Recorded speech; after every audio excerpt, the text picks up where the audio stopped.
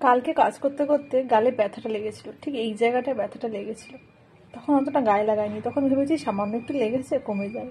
কিন্তু আজকে বুঝতে পারছি যে ব্যথাটা কতটা মারাত্মকভাবে লেগেছে, এই গালটাতে হাত দিতে পারছি না। বলে না, যে কোনো জিনিস সাথে সাথে বোঝা যায় না, যত সময় যায় সময়ের সাথে বোঝা যায় যে ব্যথাটা কতটা মারাত্মকভাবে লেগেছে বা ব্যথাটা কতটা গভীর হয়েছে। তাই জন্য না, সত্যি কথা, যখন ব্যথা লাগে, সে গালে হোক, শরীরে হোক, আর মনেই হোক, মলমটা সাথে সাথে দিয়ে দেওয়া উচিত। নাহলে ব্যথাটা এতটাই গভীর হয়ে যায় যে তখন হাজার মলম লাগালেও সে ব্যথাটা কিন্তু আর যায় না, সে ব্যথাটা মারাত্মক রূপ ধারণ করে। তাই না?